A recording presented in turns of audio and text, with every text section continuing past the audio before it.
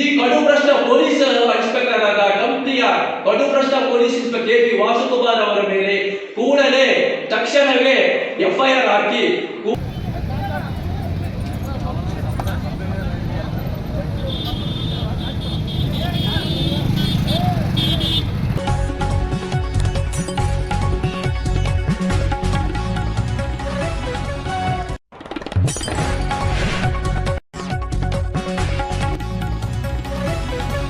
ಉದ್ದೇಶದಿಂದ ನಾನು ಅವತ್ತು ಒಂದು ಗಾಡಿ ರೆಡ್ ಹ್ಯಾಂಡ್ ಆಗಿ ಹಿಡಿದು ಪೊಲೀಸ್ ಸ್ಟೇಷನ್ಗೆ ಹೋಗಿಸ್ತೀನಿ. ನಾನು 2ನೇ ತಾರೀಕೆ ನಮ್ಮ ಮೇಲೆ ಒಂದು ಅಫೀಫ್ ರೆಹಮಾನ್, ಯಾರು ಅಕ್ರಮ ಮರು ಸಾಗಣೆ ದಂಧೆ ಮಾಡ್ತಾರೋ ಅಫೀಫ್ ರೆಹಮಾನ್ ಅವರು ನಮ್ಮ ಮೇಲೆ ಒಂದು ಸುಳ್ಳು ಕೇಸ್ ಹಾಕ್ತಾರ. ನಾನು ಅಲ್ಲೇ ಮಾಡಿದ್ರೆ ಆಗ ಎದುರ್ಸಾಕ ನಾನು ನೀವು ಎಷ್ಟನ್ನ ಸುಳ್ಳು ಕೇಸ್ ಹಾಕಿ ನಾನು ಎದರಲ್ಲ ಅಂತ ಹೇಳಿ 12ನೇ ತಾರೀಕು ಅಫೀಫ್ ರೆಹಮಾನ್ ಅವ್ರದ್ದು ಒಂದು ಲಾರಿ ರೆಡ್ ಹ್ಯಾಂಡ್ ಆಗಿ ಹಿಡಿಬೇಕಾದ್ರೆ ನಮಗೆ ಅಲ್ಲೇ ನಡೆಯೋ ಪರಿಸ್ಥಿತಿ ಇತ್ತು. ಅದನ್ನು ಬಿಟ್ಬಿಟ್ಟೆ. ಅವತ್ತು 12ನೇ ತಾರೀಕು ಒಂದು KA 642400 ಒಂದು ಗಾಡಿ ರೆಡ್ ಹ್ಯಾಂಡ್ ಆಗಿ ಹಿಡಿದು ಬರ್ತೀನಿ.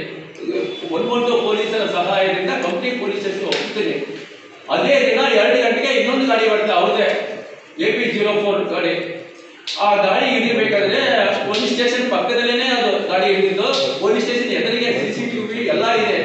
ಹಿಡಿಬೇಕಾದ್ರೆ ಕೊಟ್ಟಾಲ ಕಡೆಯಿಂದ 30 ರಿಂದ 40 ಜನ ಅಕ್ರಮ ಮರಳು ದಂಧೆಕೋರರು ಬರ್ತಾರ. ಪೊಲೀಸ್ ಇನ್ಸ್ಪೆಕ್ಟರ್ ಕುಮ್ಮಕ್ಕಿನಿಂದ ಪೊಲೀಸ್ ಸಪೋರ್ಟ್ ಇಂದ ಇದೆಲ್ಲ ಮಾರಣಾಂತಿಕ ಹಲ್ಲೆ ಮಾಡ್ತಾರೆ ನನ್ನ ಮೇಲೆ. ಎಲ್ಲಿ ಬೇಕಲ್ಲಿ ಮಾಡ್ತಾರ. ಮತ್ತೆ ನನ್ನ ಒಂದು ಬಸ್ಸಿನ ಬಲವಂತವಾಗಿ ಕುದಿಸಿ ಅಪಹರಣ ಮಾಡಿ ಎತ್ಕೊಂಡು ಹೋಗಿ ಕೊಲೆ ಮಾಡ್ಬೇಕಂತ ಕೊಲೆ ಮಾಡಿ ಒಂದು ಲಾರಿ ಕೆಳಗಡೆ ಬಿಸಾಕಿ ಆಕ್ಸಿಡೆಂಟ್ ಆಗಿದೆ ಅಂತ ಸೃಷ್ಟಿ ಮಾಡಕ್ಕೆ ಪ್ಲಾನಿಂಗ್ ಅವ್ರದ್ದು. ನಾನು ಹೋಗ್ಲೇ ಇಲ್ಲ. ಗಾಡಿ ಮೇಲೆ ಹತ್ತಾಕ್ ನೋಡ್ತಾರ. ನಾನು ಗೆಟ್ಟಿಗೆ ಅಂಗಡಿ ಕೆಳಗೆ ನಿಂತ ಒಂದು ಹೋಗ್ಲೇ ಇಲ್ಲ. ಲಾಸ್ಟಿಗೆ 2 ಪೊಲೀಸರು ಬಂದಿದ್ದಂಗೆ ಲಾಸ್ಟ್ ಎಂಡಿಂಗ್ ಟೈಮ್ ಅರ್ಧ ಗಂಟೆ ಆದ್ರೂ ಪೊಲೀಸರು ಬಂತು. ಗಮನ ಇದೆ ಪೊಲೀಸರು ಗಮನ, ಆದ್ರೂ ಕೂಡ ಬರಲೇ ಇಲ್ಲ. ಇದೆಲ್ಲ ಕಂಪ್ನಿ ಪೊಲೀಸ್ ಇನ್ಸ್ಪೆಕ್ಟರ್ ಆದ ಕೆ.ಪಿ. ವಾಸುಕುಮಾರ್ ಮತ್ತು ಕಂಪ್ನಿ APMC ಅಧ್ಯಕ್ಷರಾದ ಮರಳು ದಂಧೆಕೋರರಾದ ಅಫೀಫ್ ರೆಹಮಾನ್ ಅವರ ಕುತಂತ್ರದಿಂದ ಇದು 10ನೇ ಸಲ ನನಗೆ ಈ ಘಟನೆ ಆಯಿತು. ಪದೇ ನಾನು ಕೊಲೆ ಮಾಡಬೇಕಂತಾನೇ ಪ್ಲಾನಿಂಗ್ ಅವರು ಕೆ.ಪಿ. ವಾಸುಕುಮಾರ್ ಮತ್ತು ಅಫೀಫ್ ರೆಹಮಾನ್ ಅವರು.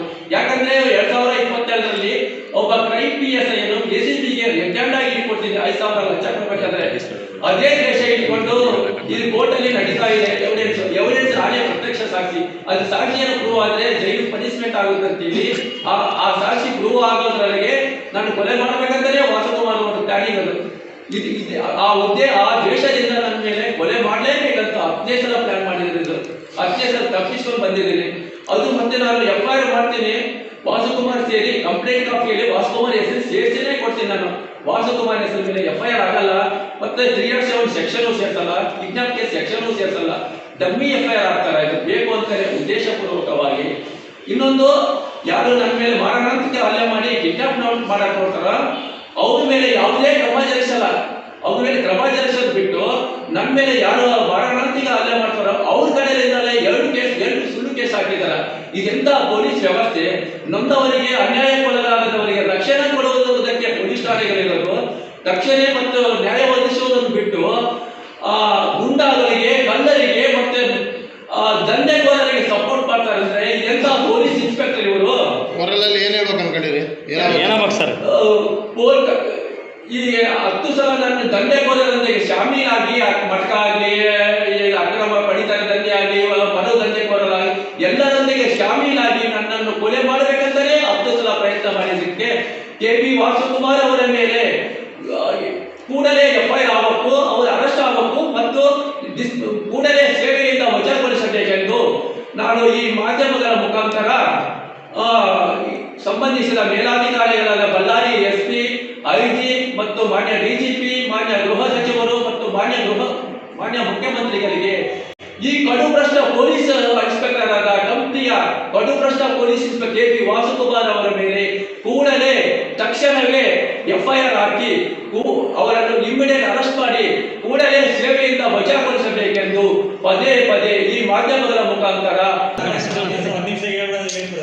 ಕಂಪನಿಯ ಒಬ್ಬ ಸಾಮಾಜಿಕ ಹೋರಾಟಗಾರ ಕಳೆದ 5-6 ವರ್ಷ